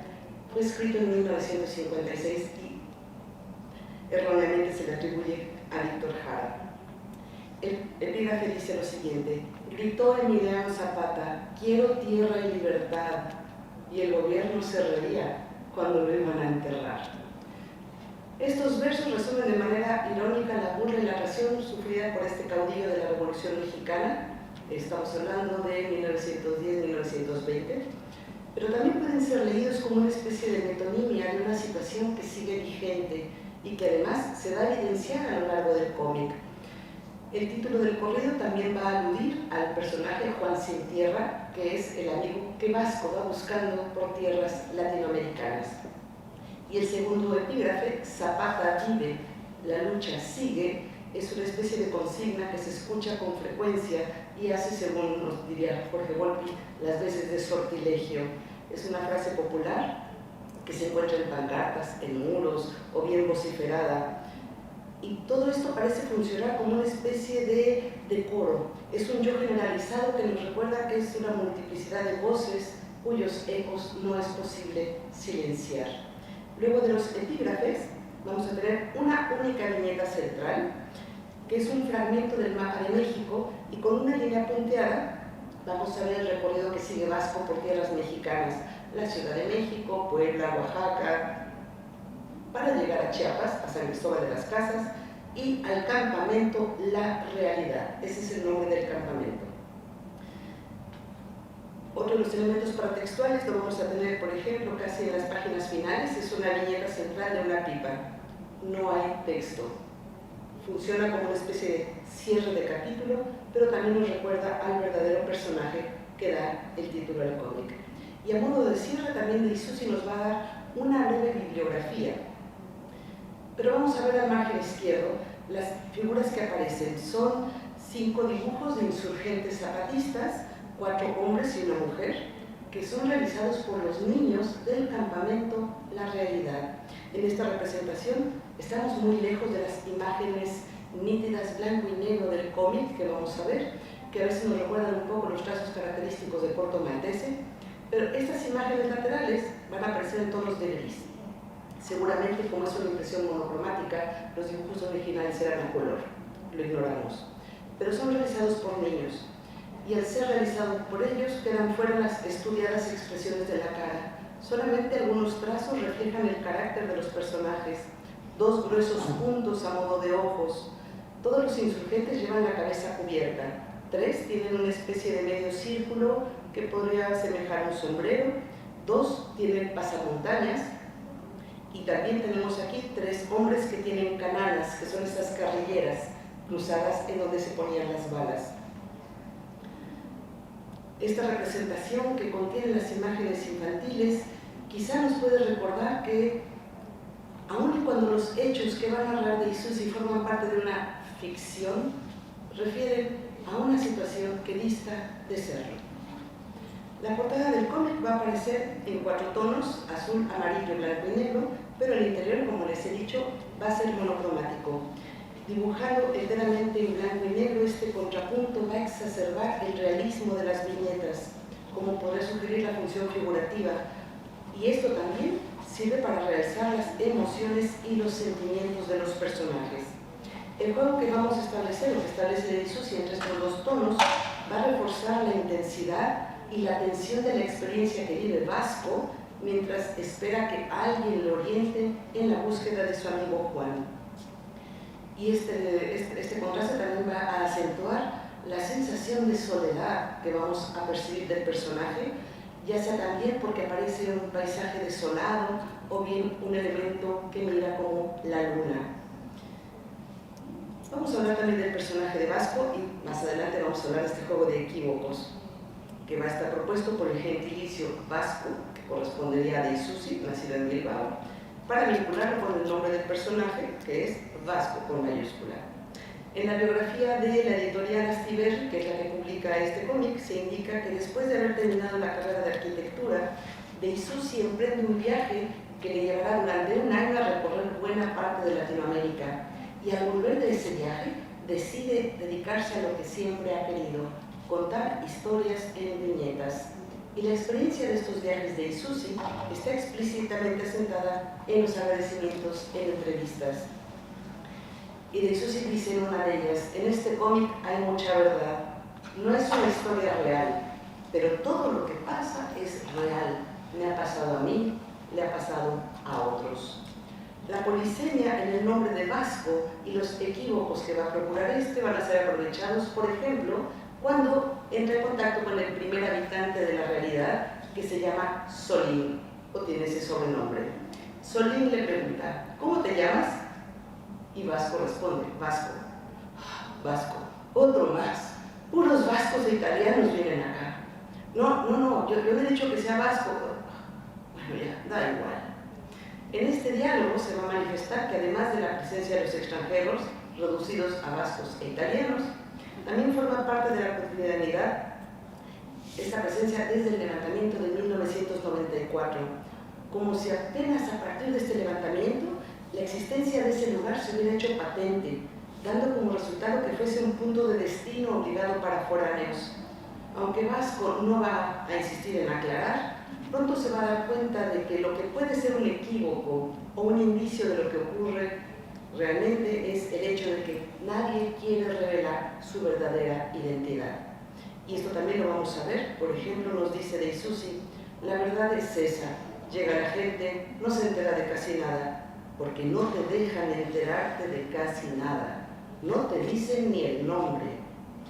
Cuando uno de los mayores, Moisés, mayores me refiero a un grado académico, grado militar, le indique que por su seguridad nadie usa su verdadero apelativo, va a remarcar: todos los insurgentes usamos seudónimos. Y ahí entonces Vasco va a comprender por qué a nadie le interesa saber si es vasco o si su nombre es Vasco. Y es que construirse como personaje al optar por otro patronímico va a ser una constante desde la creación inclusive del personaje del subcomandante Marcos. Formalmente la historia o narración visual va a comenzar en la página 8 y entonces vamos a tener en escena al personaje y a su situación. En la página ustedes pueden ver del lado izquierdo, se aprecia al fondo un mapa sobre el cual se colocan 3 viñetas sobrepuestas y la lectura corre diagonalmente de izquierda a derecha. Las 2 primeras viñetas muestran un primer plano de la pipa que intenta prender Vasco. Así, aislada, se le va a otorgar a la pipa una especie de enfático protagonismo dramático. Y ese protagonismo va a ser reforzado porque además ese punto, la pipa aparece desde el punto de vista del personaje, es decir, a modo de una toma subjetiva. El lector tiene entonces la perspectiva física visual de Vasco, por eso ve la pipa en primer plano y como fondo el mapa que tiene encima del cofre del auto. En la tercera imagen, la imagen se abre, vemos aquí abajo, es la imagen de abajo, la imagen se abre y pasa a ser una visión semi-subjetiva, como la visión que alguien tendría si viera por encima del hombro de Vasco. Y vamos a ver aquí también, nos damos cuenta de la torpeza de Vasco para prender la pipa, que va a ser reforzada por esta onomatopeya que está escrita como, que aparece como único elemento textual. Más adelante, en el cómic van a aparecer unas analepsis, estos flashbacks, y nos vamos a enterar de que el sombrero que lleva y la pipa que lleva pertenecen al amigo que está buscando, a Juan, y Vasco pretende encontrarlo para entregarle, cito, el sombrero que nunca usaba y la pipa que nunca fumaba. La siguiente página, como vemos aquí, tenemos aquí el auto, abre con una viñeta en plano general, en picada, y nos muestra a Vasco frente a su camioneta tosiendo por estos intentos de fumar la pipa, mientras trata de buscar en el mapa dónde está. De acuerdo con la teoría de los encuadres, cuando un personaje es representado en picado, aparece disminuido, abatido, y esta imagen, por supuesto, esta elección indicada, va a resaltar el abatimiento de Vasco al sentirse perdido en medio de la nada. Vasco va a proseguir su camino y por supuesto será detenido por unos militares que han tomado el control de la zona. Estos militares le impiden el paso y al interrogarlo sobre su destino final, Vasco les dice que va a la laguna Miramar. El teniente desconfía y le dice: ¿no estará intentando ir a la realidad? Entre comillas. Así entrecomillada, la pregunta refiere explícitamente al campamento civil por la paz, que lleva el nombre de La Realidad, pero el juego de palabras entre el nombre del campamento y el significado llano de realidad, sin mayúsculas, nos va a ayudar a que desde ese momento se instale un tono irónico que va a ser exacerbado por esta polisemia y el juego de sentidos, en donde los silencios, el misterio, las confusiones van a presentar estos espacios vacíos que el lector tendrá que identificar y completar. Y el teniente entonces le dirá: verá, aquí la mayoría de los extranjeros nos dicen que van a la laguna Miramar y después nos los encontramos en la realidad. De este diálogo de Vasco y los militares, también vamos a ver esta actitud defensiva de los militares, quienes sospechan de cualquier extranjero que se presente en la zona con el pretexto de hacer turismo, porque en realidad algunos van como observadores internacionales, independientes o no, porque también así pueden fungir como testigos de los atropellos, o bien para intentar garantizar que no ocurran estos atropellos. Funcionan también como una especie de escudo humano. Los voluntarios se colocan en las entradas del pueblo, estoy citando aquí un texto que está dentro del cómic, se colocan en las entradas del pueblo cuando pasan los militares. La triste realidad es que al mundo le da igual que se maten a 20 tojolabales, que es una de las comunidades indígenas, pero si se toca el pelo de un suizo o de un canadiense, lo que ahora no es más que un conflicto interno se convierte en internacional. De esta forma, de Isusi se va a encargar de mostrar las dos caras de la moneda, mientras que para el ejército o el gobierno los extranjeros representan una amenaza en ciernes, para los insurgentes son la única garantía de que lo que les ocurra tendrá eco en el exterior. Y entonces, haciendo así lo que se intenta contener como un problema local, que tome proporciones exorbitantes. Y vamos a seguir después una especie de floreteo verbal entre Vasco y el teniente. Y el teniente le dice: vamos a ver, ¿habrá usted oído hablar de los zapatistas? ¿Se refiere a los niños que limpian zapatos en las calles? No es gracioso, me refiero a los terroristas. Pero bueno, ¿qué es esto? ¿Alborotadores terroristas? Solo le falta decir que aquí hay un conflicto bélico. No se asuste, por favor. Estamos aquí para protegerle. Simplemente no se detenga en la realidad y así no tendrá problemas. ¿Entendido? Más que respuestas, los diálogos de Vasco, impertinentes, juguetones, son en realidad preguntas disfrazadas, cuya respuesta hay que leer entre líneas. El teniente ya deja entrever la postura respecto de los extranjeros, que son considerados, además de mentirosos, alborotadores, pero por otra parte también queda al descubierto la negación o el intento de negación de la existencia de un conflicto bélico real que es encubierto por las autoridades mexicanas. Y la frase "simplemente no se detenga en la realidad y así no tendrá problemas" refiere evidentemente al campamento de la paz. Pero si agarramos la polisemia, podríamos leerlo como una especie de amenaza velada. Es mejor no detenerse en la realidad, sustituyámoslo por la verdad, sino en la apariencia, en la negación. Luego de que el teniente deja a Vasco continuar su camino, por supuesto, Vasco no va a la laguna de Miramar, se dirige a la realidad. Siempre ha sido su destino, porque es el punto en donde ha localizado la última visita de su amigo Juan. A partir de que Vasco se inserte en este campamento de la paz, va a tener que adaptarse a los misterios y a la desconfianza. Todos los personajes le van a advertir sobre el peligro de hablar con los demás.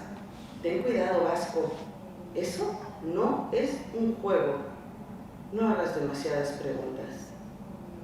Ninguno de los personajes será totalmente honesto, todos se van a cuidar unos a otros porque no saben quién es espía del gobierno infiltrado, y todos pretextan que nadie puede estar seguro de la lealtad de nadie.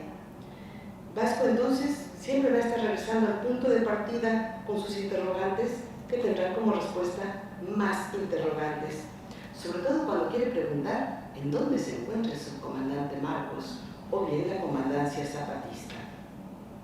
Una vez que Vasco se inserta, también va a ser testigo de primera mano de la represión del gobierno. Mediante el grito de ¡soldados! De manera repetida, se va a alertar a todos los habitantes del campamento, y ante esta situación una de las mujeres del campamento le va a decir: esto es la realidad, y los militares pasan 2 veces al día para demostrar que cuando quieran invaden este pueblo zapatista rebelde. Por eso justamente radica la importancia de los observadores internacionales, y la presencia, como va a comprender Vasco, van a impedir al gobierno romper y violar los acuerdos de San Andrés al no poderse detener en el término municipal. Los militares tienen prohibido pasar ciertas líneas, pero evidentemente entre la teoría y la práctica. Resulta también muy interesante ver cómo se va delineando la figura del subcomandante Marcos a través de las páginas, además del aspecto real e histórico en la configuración de este personaje. También vamos a ver una especie de configuración mítico-heroica, poética, romántica, porque además de la existencia real, este personaje, Marcos, también pertenece ya a la zona sagrada de los mitos. Marcos, está dentro del cómic esto que voy a leer, Marcos le ha ganado al gobierno la batalla mediática con toda esa parafernalia romántica del libertador enmascarado que fuma en pipa. Uno de los personajes va a resaltar esta aproximación mítico-heroica, que es Natalia. Natalia es una observadora extranjera, probablemente de Uruguay o de Argentina, por la manera en cómo habla, cómo se transmiten sus diálogos, y tiene una admiración obsesiva por Marcos. Marquito es superstar, y quiere conocer a su jefe, quiere darle un beso, y entonces Vasco intenta satisfacer la demanda de la chica, se pone en un pasamontañas y toma una pipa. Evidentemente, cuando Natalia está a punto de darle el beso, Vasco se escapa, pero para sorpresa de Vasco, Marcos, que completamente otro Marcos, una especie de clon, otra persona también está escondida. Es otro Marcos, porque también lleva otro pasamontaña, no tiene la pipa. Semejante a lo que Octavio Paz planteaba al hablar de la doctrina, la configuración de Marcos va a funcionar como la imagen de un espejo roto que se multiplica, y cada fragmento se va a ostentar como la versión original, única y auténtica. De ese mismo modo, cada pseudo-Marcos va a funcionar como ese fragmento, versión original, única y auténtica del subcomandante. Y va a intentar demostrar, por ejemplo, que es verdadero, porque tiene la pipa en la mano, como lo va a mostrar este diálogo. El primero, anda, ¿tú quién eres? Que vemos es ese Vasco disfrazado de Marcos. Anda, ¿y tú quién eres? ¿Y tú? Yo soy Marcos. Qué raro, ¿estaba seguro de serlo yo? Hombre, supongo que uno de los dos era un impostor. Yo tengo la pipa. ¿Y eso te convierte en Marcos? No lo sé, tal vez. ¿De modo que quieres ser Marcos? Pensándolo bien, no. En ese momento se va a quitar el pasamontañas. El pasamontaña y la pipa van a funcionar aquí como parte de la mimicry a la que Roger Caillois refería cuando indica que quien porta la máscara abandona su personalidad y asume la personalidad de la máscara que porta. Cuando el segundo Marcos cuestiona al primero sobre si el simple hecho de traer la pipa lo hace ser el subcomandante, Vasco se da cuenta de lo absurdo que es pensar que solo ese objeto baste para distinguirlo del verdadero. Y esa aceptación lo libera de esa carga de ser o de fingir ser Marcos. Y entonces se descubre la cara y le entrega la pipa al otro Marcos. En ese ejército de individualidades borradas por los pasamontañas, solamente la pipa funge como elemento identificador del líder de la guerrilla, pero también va a funcionar como metonimia y símbolo del personaje de Marcos. Uno de los personajes, Silvia, dirá: no menosprecies los símbolos, Vasco. La gente se une bajo ellos. La foto del Che, el sombrero de Sandino, la pipa de Marcos. Al evocar esos símbolos, también de Isusi está tocando de manera tangencial ese proceso de fabricación y mitificación de un héroe. En su aspecto material formal, los símbolos otorgan y garantizan una existencia, pero también dotan de un significado real a un concepto o a una persona. Marcos, sin su pipa, no sería sin otro guerrillero anónimo más. Cuando Vasco se aleja, entra otro personaje, un tercer Marcos, que también lleva pasamontañas, y va a empezar a discutir sobre su legitimidad con el otro Marcos, el segundo Marcos. Y entonces, cuando el último intenta callar la pipa, nos daremos cuenta de que tampoco sabe fumarla, y entonces también va a aceptar que se está haciendo pasar por ese subcomandante. Cito: quería saber qué se siente siendo Marcos, pero como no lo es, tendrá que deshacerse del pasamontaña y de la pipa, igual que hiciera Vasco. Y cuando se cuestiona sobre la posibilidad de que sea uno Marcos, ese tercer Marcos que nunca se ha quitado el pasamontañas, y es con la imagen con la que cierra el cómic, la respuesta es elocuente: bueno, yo ahorita tengo la pipa. La pipa de Marcos recupera de esta forma un poder semejante al que podemos atribuirle a Excalibur, esta espada, como si el objeto tuviera la capacidad de reconocer a su único y verdadero dueño. En la pipa de Marcos, la puesta en abismo de la realidad del campamento ofrece un juego de espejos en donde, sin pretender fundirse, la mirada del extranjero intenta entrar en comunión con la de los insurgentes zapatistas, en un juego de espejos en donde se adivinan y se reflejan las esperanzas y los miedos mutuos mediante una metáfora visual en cuyo contenido expresivo invariablemente se atrapa al lector. Muchas gracias.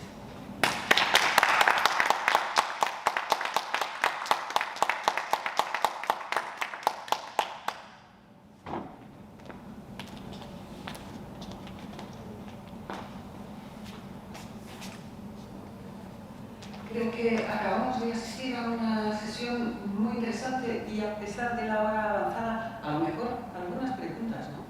Si quieren, compartimos espacio con mis colegas. Si alguien